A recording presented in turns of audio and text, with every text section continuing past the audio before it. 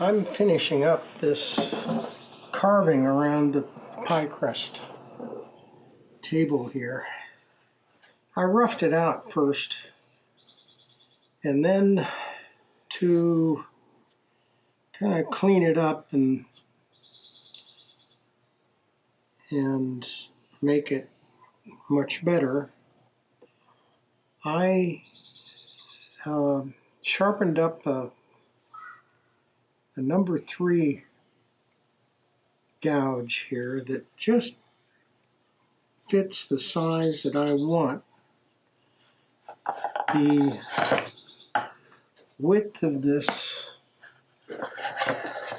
let's check this is a number 3 and it's 7 millimeters wide. And so each of these little cove areas, I carefully went over again and smoothed out, expanded a little bit in the process, but made it much more even and smooth.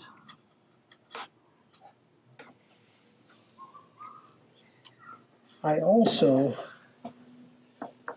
at the miter joints, I also came down with a little bit more to clean up these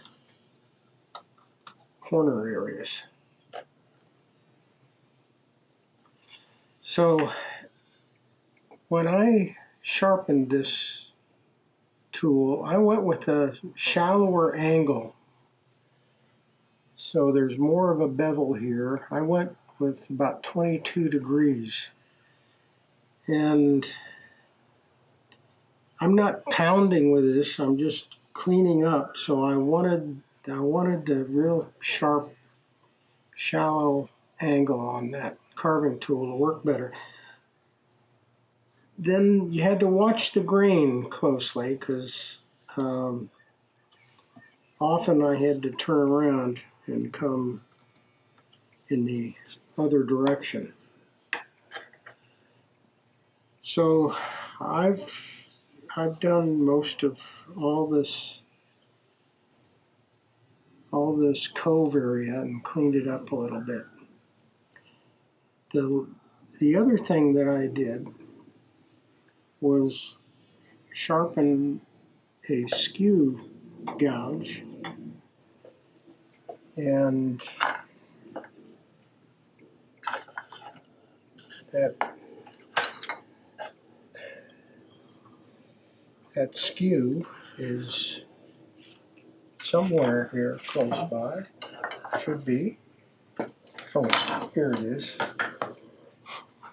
Just a small skew. And this allowed me to get into small corners and areas to clean up areas, get some chips out of there. It also enabled me to round over this little top corner here. And so all the way around this little, there's a little bevel up here on this top edge. So this was the tool that I used to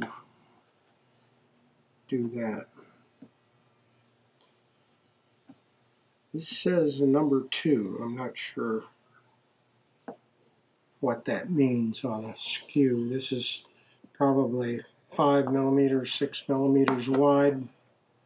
Doesn't have to be exactly that size to do what I'm doing with it.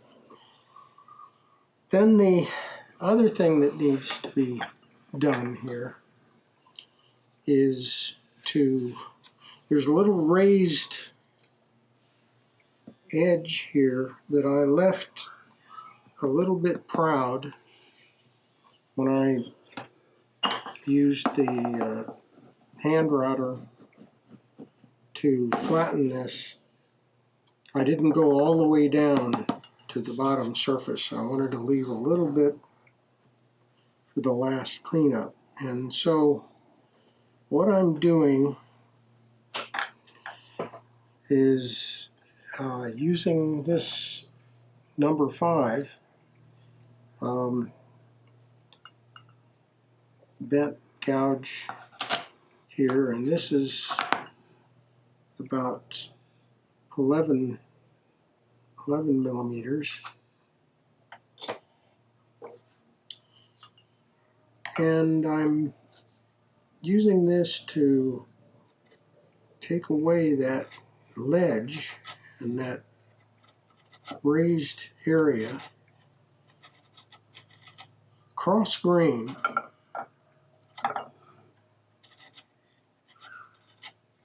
like this.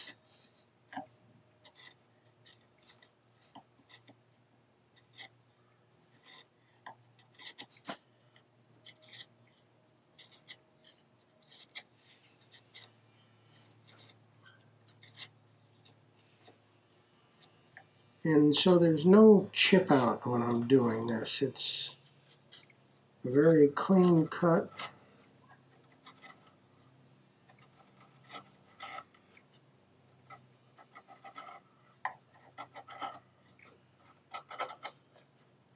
Gets it down to the final level. But this is a number 5, so there's a slope to this, so it's not cutting out a flat surface at the bottom.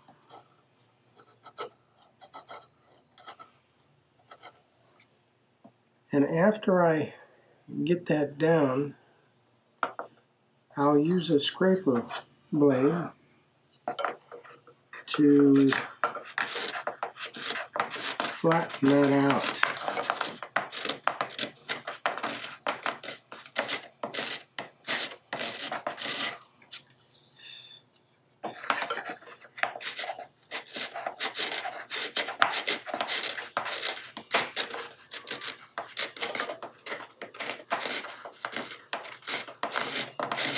And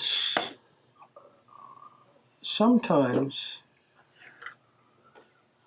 I use this little riffler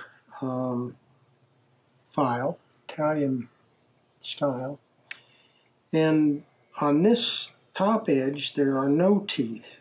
There are teeth on this, so I can hold it perpendicular and work this edge down here, clean it up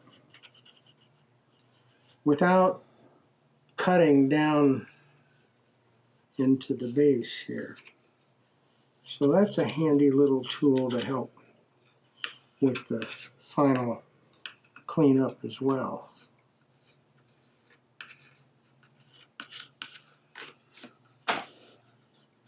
And I don't want to sand this. I want to keep the sharpness of the carving. So I'm trying to finish it off with carving tools and a scraper blade on the bottom here, so that I don't have to use the sandpaper on that carving. I will use sandpaper on the bottom here. And then I'll also sand this beveled outer edge as well, starting with 120. And then that should make this ready for finishing up.